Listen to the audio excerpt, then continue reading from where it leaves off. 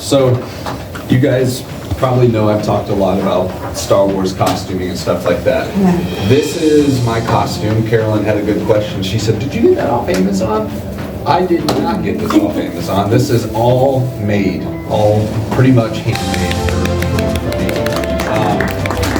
The helmet is probably the most recognizable part of most Star Wars costumes.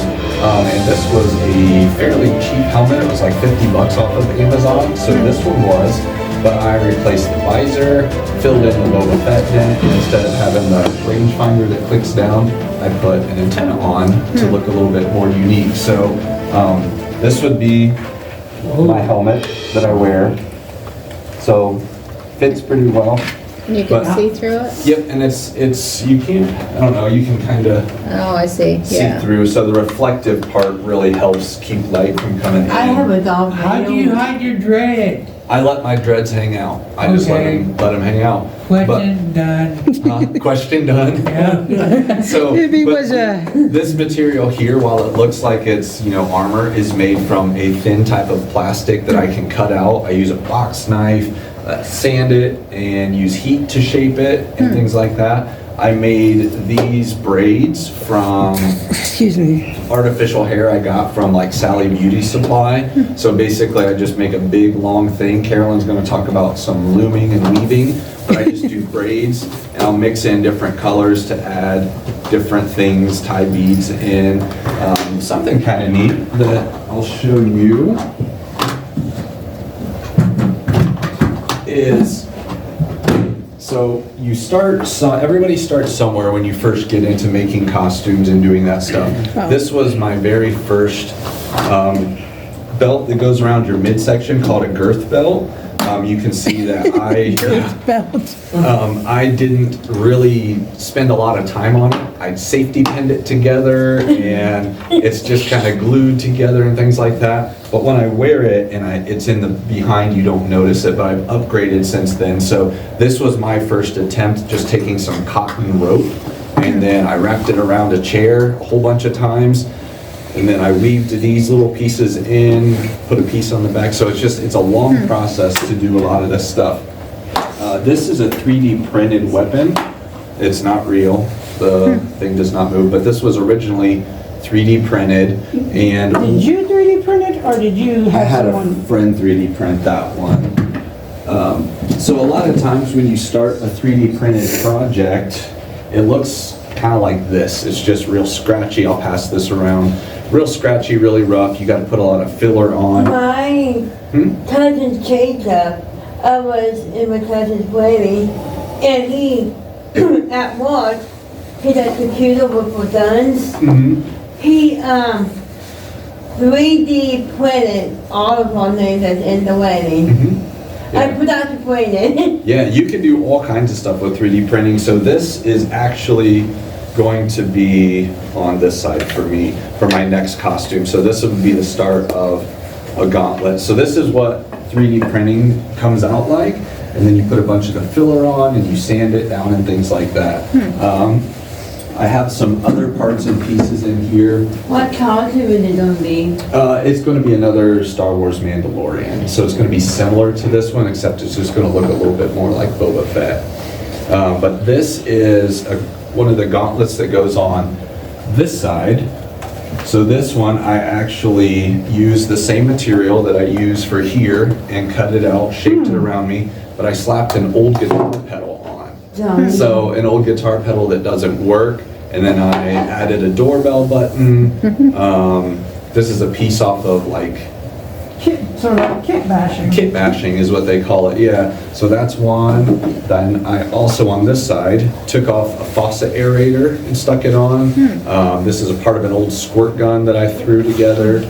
So these are two different gauntlets that I have. I hope you had Jamie to cut up his ball guns. Yeah, I made this before. I even had a little one. And if you're okay with it, I've got like a quick, it's about a 1.5-minute video. So one of the things that we do is we do more than just make Star Wars costumes and go to Comic-Cons and things like that. We do Star Wars costuming for charity. So that's our main focus, is charitable outreach. Why can you not do the wildfire thing? The what? You know how in California the wildfire, We actually are fundraising for that right now. you So- are?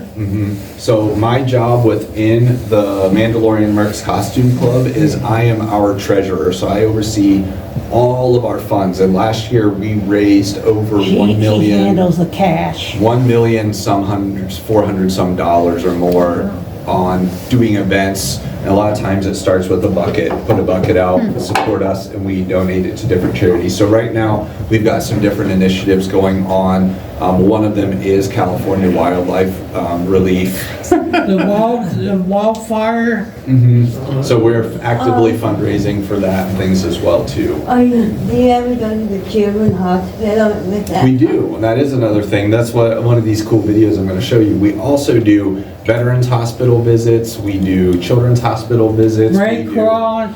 anything that Buddy walks for Down syndrome, cystic fibrosis walks. We'll do appearances. One of my favorite events that we do is we go down to a place in near Middletown, I want to say, and what it is, they have a softball game.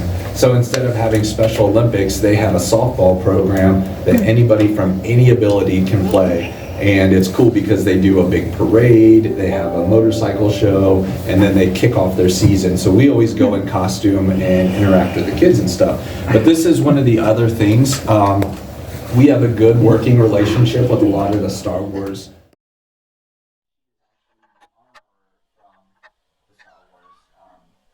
series and things like that. So what happened here is they got some costume pieces together, went to a children's hospital, and then were able to share it with 3 different people. So I will play this really quick, and you can kind of get a quick look at what we do. So 3 patients at this children's hospital were given different armor.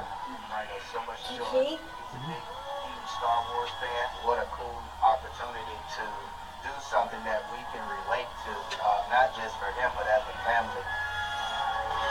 And I know about half the people in this video too, so some of these are my friends that I've met over the Warriors years. is about to serve, and not only does Winnie Warrior Project have a philanthropic and service mindset, so do our Warriors, right? So this is a way for Warriors to really give back and really kind of continue the military service about giving back in our local community.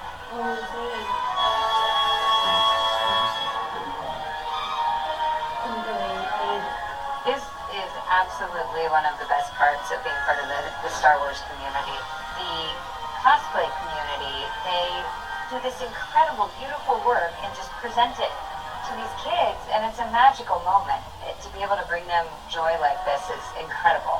The community of Mandalorians in the show watches out for each other, and they walk the way, which is being selfless and, you know, going outside your comfort zone and being there for the people in your lives. And we get to see that in the fan base 100%. This is the way. So that was Emily Swallow, the armorer who came out to that event. So that gives you an idea of what the scope of what it is we do. So even before I started this job working here, this Star Wars costuming community that I'm a part of, and I'm still very actively involved in helping and raising awareness for disabilities and stuff. So it's so neat that my hobby and my real life kind of works together like this. So does anybody have any questions? About the great cross that remember the wildfires that are going on over in California? Well, yes, like I just said, we are already actively fundraising for that. We are also, we put out so I have a department that I have under me that works to share materials. They've already started sourcing appropriate actors and actresses.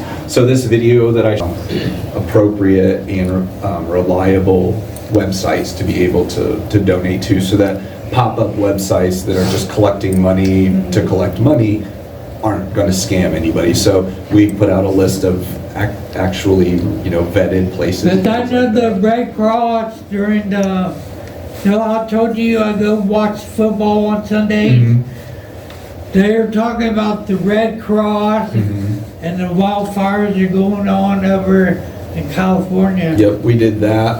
When we had the Maui fires, we did one fundraiser, actively raised about $2,500, and then I matched that with another $1,000, so we sent $3,500 to Maui for the reliefs and stuff like that. So we're getting ready to probably partner with a new group this year that helps, it seems silly, but it's mosquito repellents and things like that for children who have to walk in other countries to schools that have risk of Zika viruses and stuff like that. So we're going to partner probably with the group this year, and it's neat because we can become a preferred partner. So that's something I'm working on behind the scenes. But yeah, so definitely. Are you thinking about teaming up with Wilson Health?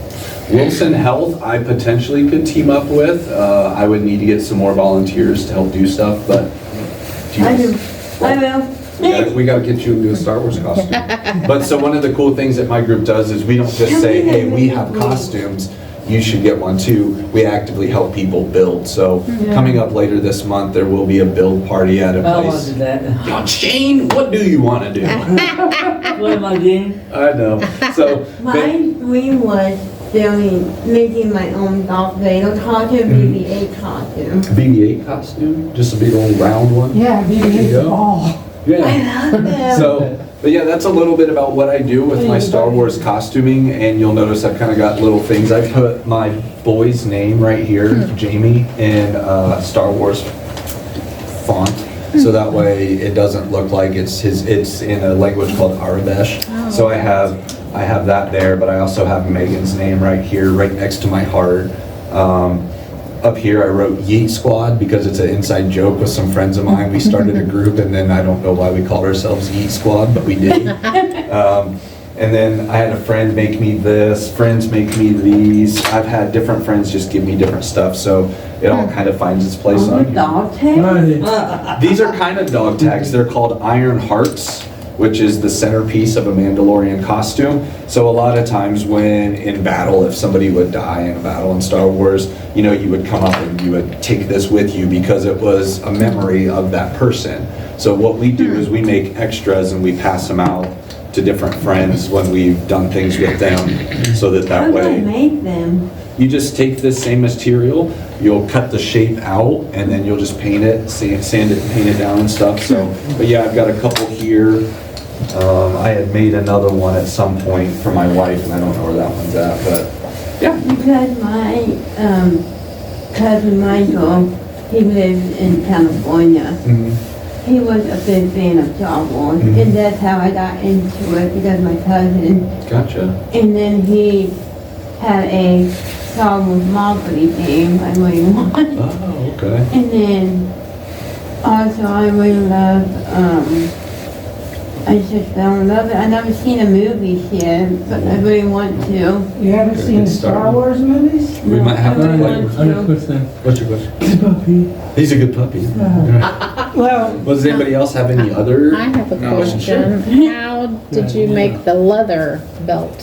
So these, like, Yeah, the different, like, compartments. so these pouches, I did cheat, and these are surplus pouches. I bought these just from a used surplus site, but I did make this one. I found a pattern and then sewed it inside, basically sewed it this way, and then I did do my holster over here. I found, I made my own pattern basically for this one.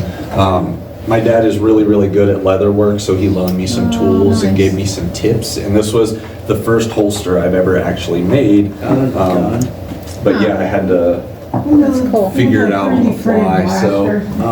But yeah, that part, so these I bought, this I bought, this is just a regular old Dickies jumpsuit you can get. I had somebody make this for me, so as far as stuff that was made for me, that's pretty much it, and then I've done I got a the question. rest.